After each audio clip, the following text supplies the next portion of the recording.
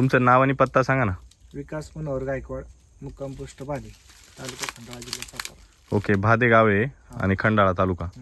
Okay, तर तुम्ही ही पपई किती क्षेत्र आहे सर पपईचं? पपईचं क्षेत्र 12 गुंठे. 12 गुंठे. ओके, कधी लागवड केली याची? 10 फेब्रुवारी. 10 फेब्रुवारी. ओके, आणि कुठली व्हरायटी लागवड केली तुम्ही? 15 नंबर. त्याच्यामध्ये मिक्स दिसतंय थोडं. हो, मिक्स आहे. बरं, 15 नंबर आणि आणखीन 786 जे आहे ते मिक्समध्ये तुम्हाला भेटलेलं आहे रोप. हो. तर काय तुम्ही याला पोषण दिलंय? कृषी अमृत आणि SSM सॉइल चार्जेस. ओके, हे किती डोस दिले तुम्ही याचे?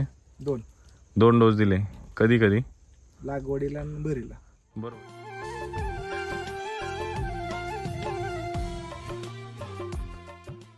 बरोबर, ज्यावेळेस तुम्ही पहिल्यांदा वापरलं सर लागवडीच्या वेळेस, त्यावेळेस तुम्हाला काय बदल जाणवला?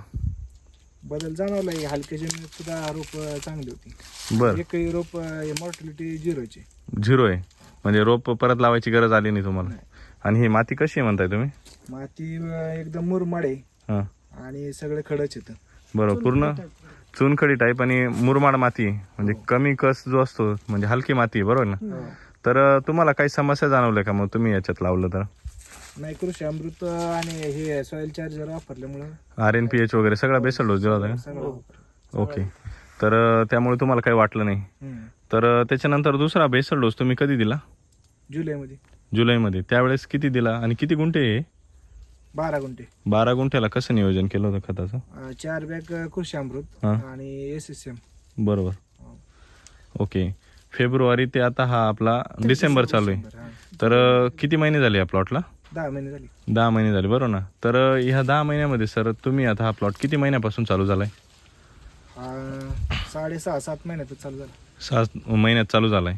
आतापर्यंत किती हार्वेस्टिंग केलं सर माल तुम्ही? हार्वेस्टिंग 8.5 ते 9 टनापर्यंत. 9 टन.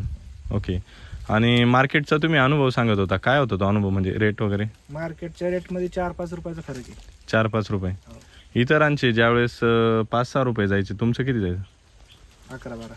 म्हणजे दुप्पट. हो. का हो असं? High quality. हां, काय वेगळे पण वाटायचं? त्यांची वाकडी फळं येतं. हां वाकडी आहेत, त्याला मध्ये चिरा येतं. हां हां हां, फळं वाकडी, चिरा. हां. आणि साईज बद्दल काय वाटतं तुम्हाला? साईज अशी जास्त नसली तरी वजन जास्त आहे. वजन जास्त आहे. किती ॲव्हरेज फळ निघतं तुमचं? ॲव्हरेज 5.5 पर्यंत गेले. 5.5 किलो पपईचं. ओके, आणि म्हणजे आता जवळपास तुम्हाला 12 रुपये रेट मिळालेला आहे. हो. आणि 9 टन, तर किती पैसे झाले हो? पैसे काय 1 लाखाच्या आसपास झाले. 12 गुंठ्यामध्ये. हो. बरं, आणि खर्च किती केला तुम्ही? खर्च असेल 10-12 हजार. 10,000 रुपये. म्हणजे 10,000 रुपये खर्च करून 1 लाख रुपये. हो. 1 रुपयाला किती मिळाले? 10 रुपये का? बरं का? कुठली बँक देते का एवढं व्याज?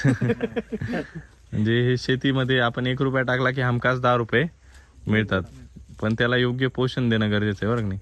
आता हे जे फळं पाहतोय आपण, हे किती टक्के असतील हो?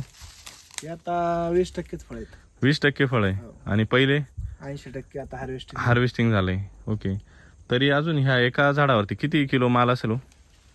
तरी 50 किलो आहेत. 50 किलो प्रति झाड. हो. ओके, आणि हे सर आपले तुमचे बंधू आहेत, ते मार्केटला घेऊन जातात, त्यांचा काय अनुभव आहे सर मार्केटचा? मार्केटला काय पपईला दुसरे पण असतात तिथं विकायला. हो, हो. पण ह्या पपईला शाईनचा मग जास्त असल्यामुळं हां, लवकर विक्री होते याची. लवकर विक्री होते. आणि गोड आहेत, हां, त्यामुळं जे गिराईक पहिलं घेऊन गेले ते परत आपल्याकडे येतं. हो का? त्यांना तुमचीच पपई पाहिजे हो. राहते. बरं, साईज मोठी, क्वालिटी. मार्केटमध्ये भरपूर प्रकारच्या पपया येतात. हा, ते विचारत असतील ना तुम्ही काय करता बुवा? म्हणजे मी विकायच्या आधीपासून बरेच आहेत, पण मी ज्या वेळेस ह्या पपया नेल्या हां, त्यावेळेस म्हणजे त्यांच्यापेक्षा जास्त आपला माल त्यांच्या आधीवर संपतो. अरे बापरे. विकायला नेला की. हां हां, म्हणजे कुठल्या मार्केटला देता तुम्ही? तिथं शिरवळला. शिरवळला. बरं, म्हणजे एकंदरीत मार्केटमध्ये याला जास्त दर आहे बुवा असं? हो. ओके, आणि महत्त्वाचं म्हणजे तुम्ही सांगत होते की ही खाली जमीन जी आहे ती पूर्णपणे हलकी आहे. हो, हलकी आहे. तिथं काय अनुभव तिथं सांगत होते? दुसरा पिकच येत नाही काय. पिकच येत नाही. हो, तिथं पण तरी पण पपई आली चांगली. चांगली आली. हो. सेम दुसरं असाच काय प्लॉट येतच आहे. हां हां हां, तुम्ही सांगत होते इतर तुमच्यासोबत भरपूर शेतकऱ्यांनी प्लॉट लावले होते पपईचे, त्यांचा काय अनुभव आहे? पावसाने गेले 2-3 जणांचे. हम्म. काहींचे ह्याच्यावरती वाढलेच नाहीत, उंचीच वाढली नाही, त्याला काही चाल नाही. बापरे. आणि काहींचं डायरेक्ट व्हायरसनच गेलेत. हा हा हा. मग म्हणजे त्यांच्याकडे पाऊस जास्त होता, तुमच्याकडे कमी होता असं आहे काही? नाही, पाऊस आता ह्याच्यात सुद्धा पाणी होतं 15 दिवस. हा हा. पूर्ण पाणी होतं आणि काढायला पण जागा नव्हती आता. शेजारचेच होते बा तुमचे, हो, तरी पण खराब झाले त्यांचं. खराब झालं. का बरं? रासायनिक. म्हणजे पोषण जायला पाहिजे होतं ते गेलं नाही त्याच्यामुळे. हो. बरं.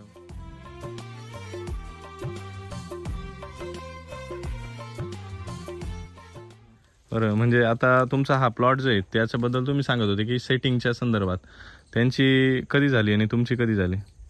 ज्यांची डिसेंबर-जानेवारीची लागवड होती हम्म. त्यांची आपल्यानंतर चालू झाली बरोबर. ऑक्टोबर मध्ये, हा हा हा. आणि आपली सप्टेंबर मध्ये चालू झाली फेब्रुवारीची लागवड. असं. म्हणजे फेब्रुवारी लागवड करून सप्टेंबर मध्ये चालू झाली, हो, चालू झाली. आणि त्यांची 2 महिने अगोदर लागवड करून सुद्धा 1 महिना लेट चालू झाली. हो. म्हणजे आपल्या ह्याच्यावरची 6-7 महिन्याचा आम्ही ज्यावेळेस त्यांची बाग बघायला गेलतो का नाही, त्यावेळेस त्यांची रोप कमरे एवढी होती. कमरे एवढी होती थोडक्यात. बरं. आणि ते बघून आलो आम्ही, म्हणजे कसं काय ते बघायला गेलो होतो. आणि त्याच्यानंतर आम्ही लागवड. मशागत केली, रोप आणली, नंतर लावली. त्यांच्या अगोदर हा. आपली चालू. रोप वगैरे व्हरायटी एकच, व्हरायटी एकच. सगळे एक, पण मग सगळ्या गावात अख्ख्या 15 नंबरची. हम्म. पण तरी त्यांना ही समस्या आली. मग इथं काय आपल्याला समजून येत आहे की पोषण जास्त महत्वाचं आहे, बरं की नाही? तुम्ही व्हरायटी कुठलीही लावा, आता तुमच्या शेतात तर 2 व्हरायटी आहे, बरं की नाही? दोघींचं तुम्हाला चांगलं उत्पन्न मिळालं. आणि तैवान 786 संदर्भात शेतकऱ्यांची एक संभ्रम आहे, बरं की नाही, की बुवा तिला व्हायरस येतो. व्हायरस येतो. तर तुमच्या शेतात पण आहे ती, त्याच्यावर आला का व्हायरस? नाही अजून. का बरं? अजून तर नाही आला. आणि बाकीच्यांच्या शेतामध्ये फवारण्या पण नाहीत ना काही केल्या. हा. आता तुमचा हा प्लॉट जो आहे तर 10 महिन्याचा झाला, याच्यावर किती फवारणी केलं तुम्ही? फवारणी नाही अजून केली. काहीच नाही. काहीच नाही. तरी एवढी छान सेटिंग, हो. आणि 2 बेसल डोस देऊन. हो. ओके. तर एकंदरीत काय सांगाल शेतकरी मित्रांना जे पपई लागवड करणार आहे त्यांना? त्यांनी सॉइल चार्जर टेक्नॉलॉजी वापरून बघावी. नक्कीच. नक्की. आता तुम्ही किती वर्षापासून वापरताय? 5-6 वर्षापासून. 5 वर्षापासून. कुठल्या पिकाला, आणि त्याचा काय अनुभव होता? काकडीला वापरलं होतं 2 वेळा, हम्म. आणि मग गायींसाठी वापरतो milk charger. Milk charger. Okay. किती गायींना आणि कसं वापरताय? आता 3 गायींना वापरते, हम्म. आणि एक शर्यतीचा खोंड आहे त्याला. ओके. त्यांना काय वेगळे पण वाटतंय? वेळेवर गाभण राहतात, हम्म. दूध टिकून राहते. बरोबर. ठीक आहे. आता तुम्ही हा जो प्लॉट सांगत होते याला बुडापासून सेटिंग झाली होती, हो, बरोबर की नाही? खालीपासून. म्हणजे हे जे त्याचे हे दिसतंय आपल्याला, हो, हे तोडलेलं दिसतंय. हे पूर्णपणे तोडलेलं आहे पपईचं. आणि तुमचं पानातलं अंतर पण कमी आहे, म्हणजे सेटिंग जी आहे ती जास्त झालेली आहे, हो. बरोबर की नाही? आणि अजून पण प्लॉट जो आहे तो तुमचा सेटिंग होतोय, हो, सेटिंग चालू आहे वरती. बरोबर की नाही? ते आपल्यासोबत स्वप्नील सर पण आहेत, बरोबर की नाही? सर, काय वाटतं तुम्हाला प्लॉटकडे पाहून? प्लॉट सर जबरदस्त आहे. आणि म्हणजे मला महत्वाचं हे सांगायचं आहे की आजकाल डॉक्टर लोक पण घाबरतात रेकमेंड करा एखादं फळ खाण्यासाठी. बरोबर. कारण म्हणजे द्राक्ष बागायतदार स्वतःचे द्राक्ष द्राक्ष खात म्हणजे कोणताही फळ बागायतदार स्वतःचं फळ खात नाही, बरोबर. कारण त्यांना माहिती असतं की आपण काय केमिकल फवारलं याच्यामध्ये. बरोबर. तसं या बागेमध्ये तुम्ही म्हणजे रेकमेंड करू शकता, डॉक्टर आरामात रेकमेंड करू शकतात की हे ग्राहकांचं आरोग्य जपलं जाईल. बरोबर. केमिकलच्या गोळ्या खाण्यापेक्षा वैदिकची फळं खा, बरोबर. बरं की नाही? याच्यामुळे तुमचं आरोग्य चांगलं राहील, आणि जे शेतकरी आहेत त्यांना पण योग्य जो दर आहे तो मिळेल. आता मार्केटमध्ये तुम्हाला वेगळी काही मेहनत करावी लागली का? मार्केटमध्ये नाही का. तुमचं मालाची क्वालिटीच तुम्हाला दर एक्स्ट्रा मिळून देते, बरं की नाही? बाकीचे शेतकरी जे बाजारभाव नाही म्हणताय त्यांना काय सांगाल तुम्ही? बाजारभाव, क्वालिटी फळं असल्यावर बाजारभाव भेटणारच. बरं की नाही? म्हणजे आज बाजारभाव ही समस्या नाही, आपली क्वालिटी उत्पादन जे ही आपली समस्या आहे, आणि ते पिकवलं की आपल्याला मिळणारच आहे. ह्या भागामध्ये आपल्याला मार्गदर्शन कोण करतं? काय सर? सर, आपलं नाव, पत्ता आणि मोबाईल नंबर सांगा. संदीप रासकर, गाव खेड बुद्रुक. ओके. धन्यवाद सर.